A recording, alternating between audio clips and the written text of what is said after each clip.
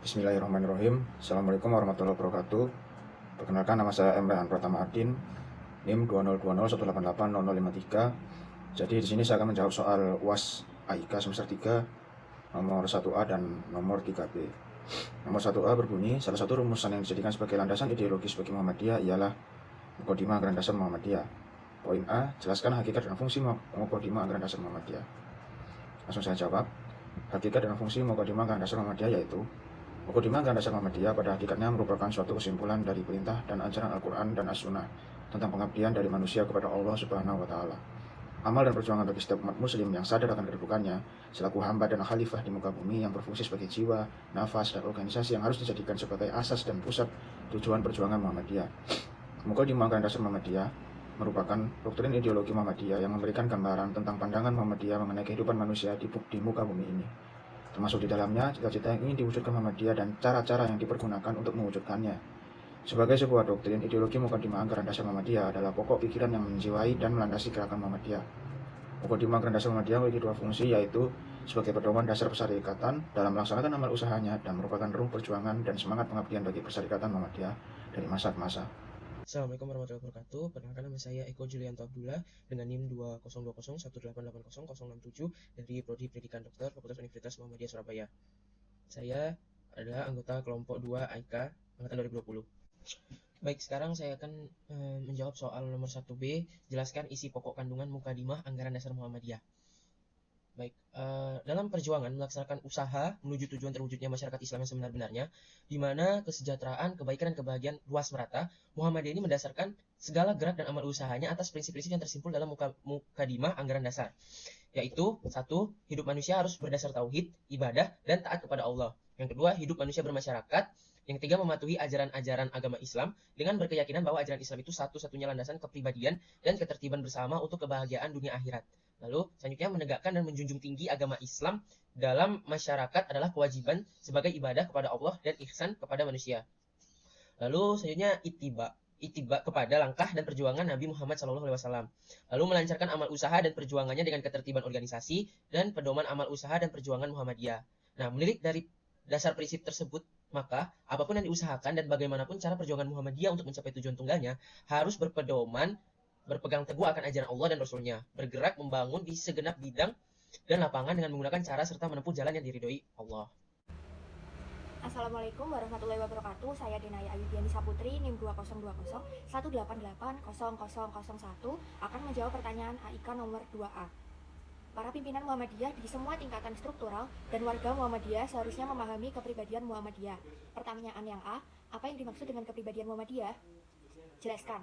Jawabannya, kepribadian Muhammadiyah merupakan ungkapan dari kepribadian yang memang sudah ada pada Muhammadiyah sejak lama berdiri.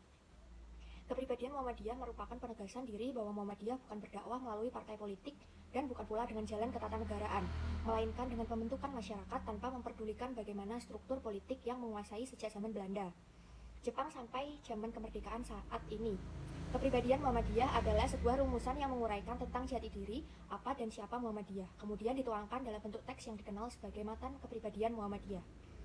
Kepribadian Muhammadiyah merupakan salah satu dari beberapa rumusan resmi persyarikatan yang disahkan oleh Muktamar Muhammadiyah ke-35 tahun 1962 di Jakarta, atau sering disebut dengan MUK 112 AIK 3. Kemudian pertanyaan selanjutnya. Assalamualaikum warahmatullahi wabarakatuh. Saya Deva Raihana, NIM 202018800006. Baik, di sini saya akan menjawab pertanyaan UASIK nomor 2B dan 5A. 2B, pertanyaannya apa saja isi kandungan pokok kepribadian Muhammadiyah? Jelaskan. Nah, kepribadian Muhammadiyah ini adalah rumusan yang menggambarkan hakikat Muhammadiyah serta apa yang menjadi dasar dan pedoman amal usaha dan perjuangannya serta sifat-sifat yang dimilikinya. Nah, menurut Anggaran Dasar Muhammadiyah pasal 4 ayat 1, Muhammadiyah merupakan gerakan Islam, dakwah amar ma'ruf nahi mungkar dan tajdid yang bersumber pada Al-Quran dan As-Sunnah. Kemudian, menurut kepribadian Muhammadiyah, hakikat Muhammadiyah adalah persyarikatan yang merupakan gerakan Islam. Maksud dari gerakannya ialah dakwah Islam amar ma'ruf nahi mungkar yang ditujukan kepada dua bidang perseorangan dan masyarakat. Nah, dakwah amar ma'ruf nahi mungkar pada bidang pertama ini terbagi kepada dua golongan. Yang pertama, kepada yang telah Islam bersifat pembaharuan atau tajdid, yaitu mengembalikan kepada ajaran Islam yang murni atau umat ijabah. Nah, kemudian golongan yang kedua ini kepada yang belum Islam bersifat seruan dan ajakan untuk memeluk agama Islam atau umat dakwah. Adapun dakwah amar ma'ruf nahi mungkar pada bidang kedua ialah kepada masyarakat bersifat perbaikan, bimbingan, dan peringatan. Nah, kesemuanya itu dilaksanakan bersama-sama dengan musyawarah atas dasar takwa dan mengharap keridhaan Allah semata-mata. Dengan melaksanakan dakwah amar ma'ruf nahi mungkar, Muhammadiyah menggerakkan masyarakat menuju tujuannya, yaitu terwujudnya masyarakat Islam yang sebenar-benarnya. Nah, dalam perjuangan melaksanakan usahanya untuk terwujudnya tujuan tersebut, yaitu masyarakat Islam yang sebenar-benarnya, Muhammadiyah mendasarkan segala gerak dan amal usahanya atas prinsip-prinsip yang tersimpul dalam mukadimah anggaran dasar, yaitu hidup manusia harus berdasar tauhid, ibadah, dan taat kepada Allah, kemudian hidup manusia bermasyarakat, kemudian mematuhi ajaran-ajaran Islam dengan berkeyakinan bahwa ajaran Islam itu satu-satunya landasan kepribadian dan ketertiban bersama untuk kebahagiaan dunia akhirat, kemudian menegakkan dan menjunjung tinggi agama Islam dalam masyarakat adalah kewajiban sebagai ibadah kepada Allah dan ihsan kepada kemanusiaan. Assalamualaikum warahmatullahi wabarakatuh. Perkenalkan, nama saya Alif Lutfian Humairah dengan NIM 202018800035 dari Fakultas Kedokteran. Di sini saya akan menjawab pertanyaan nomor 3 bagian A dengan pertanyaan, Muhammadiyah sebagai gerakan keagamaan, dakwah, amar ma'ruf nahi munkar, juga dikenal sebagai gerakan pendidikan. Pertanyaan A, sejauh mana peran Muhammadiyah dalam bidang pendidikan? Jelaskan.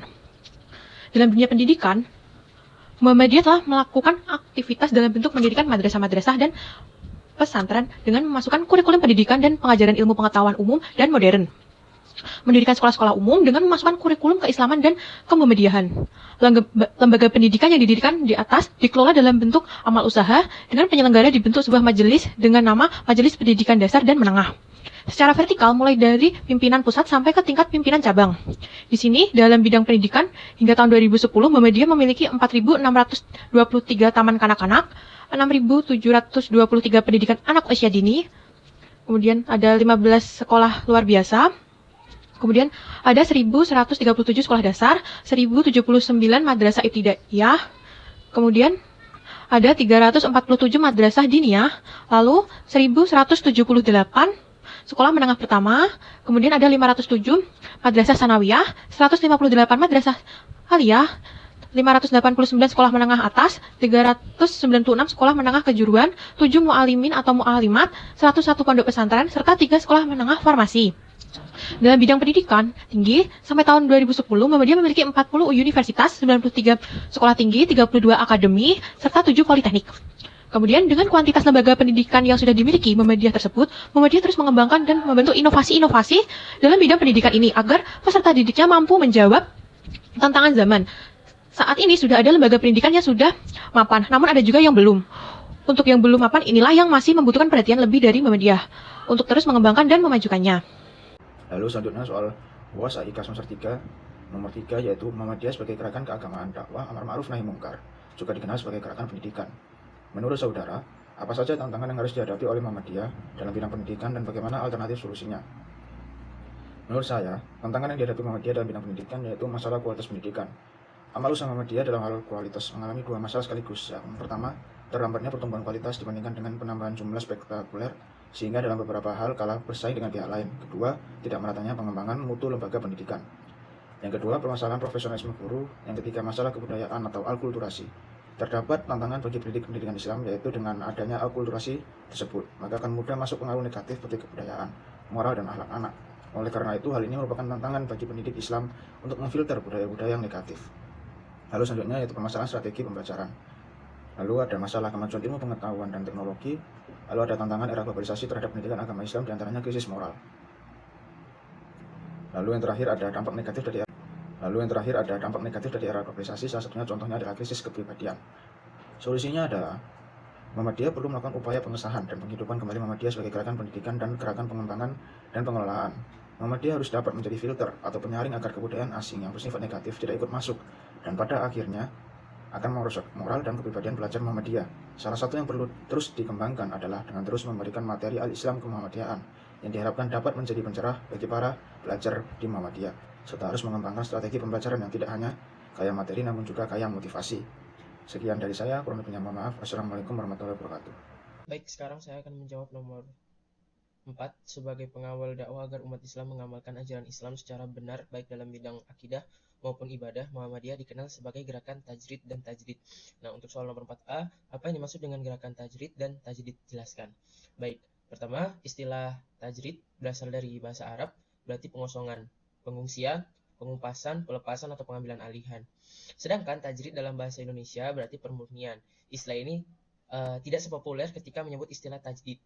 Sekalipun yang dimaksudkan adalah memurnikan hal-hal yang bersifat khusus. Dalam ibadah, kita tajrid hanya ikut Nabi Shallallahu Alaihi Wasallam dan tidak ada pembaruan. Sedang dalam muamalah kita tajdid, yakni melakukan modernisasi dan pembaruan. Istilah tajdid berasal dari bahasa Arab yaitu jaddada, yang berarti memperbarui atau menjadikan baru. Kata ini pula bentukan dari kata jadda, yajiddu, jidan, jidatan.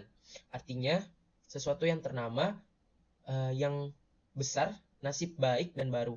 Bisa juga berarti membangkitkan, menjadikan muda, tangkas, kuat. Dapat juga berarti memperbaharui, memperpanjang izin, dispensasi, atau kontrak. Lalu dalam kamus bahasa Indonesia, tajdid berarti pembaruan, modernisasi, atau restorasi. Orang yang melakukan pembaruan disebut mujaddid. Prof. Quraisy Shihab mengartikan tajdid sebagai pencerahan dan pembaruan. Tajdid dalam makna pencerahan mencakup penjelasan ulang dalam bentuk kemasan yang lebih baik dan sesuai menyangkut ajaran-ajaran agama yang pernah diungkap oleh para pendahulu. Adapun tajdid dalam arti pembaruan adalah mempersembahkan sesuatu yang benar-benar baru, yang belum pernah diungkap oleh siapapun sebelumnya. Sedangkan istilah modernis atau Inggris atau modernisasi atau Indonesia atau pembaruan dalam Islam diartikan sebagai upaya yang sungguh-sungguh untuk melakukan reinterpretasi terhadap pemahaman, pemikiran, dan pendapat tentang masalah keislaman yang dilakukan oleh pemikiran terdahulu untuk disesuaikan dengan perkembangan zaman. Yang diperbaharui adalah hasil pemikiran atau pendapat dan bukan memperbarui atau mengubah apa yang terdapat dalam Al-Quran maupun Al-Hadis. Dengan kata lain, yang diubah atau diperbarui adalah hasil pemahaman terhadap Al-Quran dan Al-Hadis tersebut. Untuk pertanyaan nomor 4B, sebagai pengawal dakwah agar umat Islam mengamalkan ajaran Islam secara benar, baik dalam bidang akidah maupun ibadah, Muhammadiyah dikenal sebagai gerakan tajrid dan tajdid. Pertanyaan B, bagaimana sikap Muhammadiyah menghadapi tahayul, bid'ah, dan khurafat? Jelaskan. Dalam hal ini, sikap Muhammadiyah dalam menghadapi tahayul, bid'ah, dan khurafat itu dilakukan dengan cara purifikasi, yaitu suatu gerakan pembaruan untuk memurnikan agama dari syirik yang pada dasarnya merupakan rasionalisasi yang berhubungan dengan ide mengenai transformasi sosial dari masyarakat agraris ke masyarakat industrial atau masyarakat tradisional ke masyarakat modern. Nah, untuk ini Muhammadiyah sendiri mengembalikan semua urusan tersebut sesuai pada Al-Quran dan As-Sunnah. Sekian, terima kasih. Wassalamualaikum warahmatullahi wabarakatuh. Untuk nomor 5A, pertanyaannya bagaimana pendapat saudara tentang sulam alis dengan cara mencukur bulu alis mata? Baik, sebagian ulama itu berpendapat bahwa mencukur alis bila tanpa kepentingan yang dibenarkan oleh syariah itu sama saja perbuatannya dengan mengubah ciptaan Allah. Nah, hal ini itu tidak dibenarkan dalam ajaran Islam.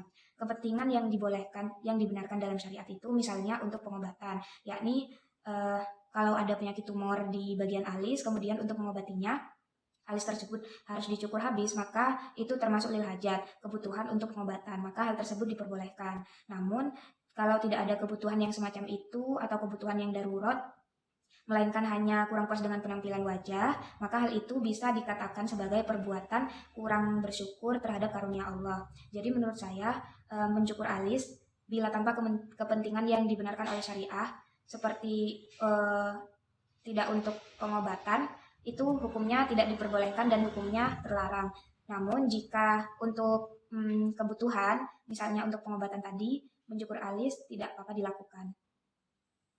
Di sini saya akan menjawab pertanyaan nomor 5 bagian B dengan pertanyaan, di zaman yang serba modern ini, manusia bisa melakukan apa saja sesuai kehendak dirinya, termasuk mempercantik diri, misalnya dengan operasi kecantikan, memperindah bentuk hidung, dan sulam alis. Pertanyaan B, bagaimana menurut fatwa Tarjih Muhammadiyah? Jelaskan dengan dalil.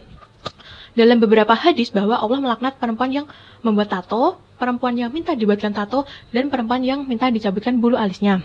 Adapun hadis yang melarang perbuatan-perbuatan tersebut adalah sebagai berikut salah satunya. Bismillahirrahmanirrahim. An Abdillahi radhiyallahu anhu la'anallahu wasimati wal mustawshimati wal mutanammasati wal mutafallajati lil husnil muwairati Allah. yang artinya diriwayatkan dari Abdullah radhiyallahu anhu, Allah melaknat perempuan yang membuat tato dan orang yang minta dibuatkan tato, orang yang minta dicabutkan bulu alisnya, orang-orang yang menggigit giginya untuk mempercantik diri, dan orang yang mengubah ciptaan Allah. Hadis riwayat Al-Bukhari. Kemudian walsiat artinya adalah perempuan yang menyambung rambut, baik rambut sendiri atau rambut orang lain. Dan al-mustausilat adalah perempuan yang minta kepada orang lain agar menyambung rambutnya. Kemudian al-washim yaitu memasukkan jarum ke dalam tubuh atau kulit untuk memasukkan zat yang berwarna sehingga timbul suatu gambar yang diinginkan pada tubuh atau kulitnya. Atau dengan kata lain membuat tato. Adapun namash memiliki beberapa arti, yaitu pertama, menghilangkan rambut yang ada di wajah.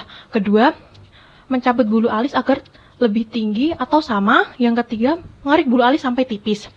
Kemudian Al-Katabi menjelaskan bahwa hadis-hadis yang mengandung ancaman keras untuk perbuatan tersebut.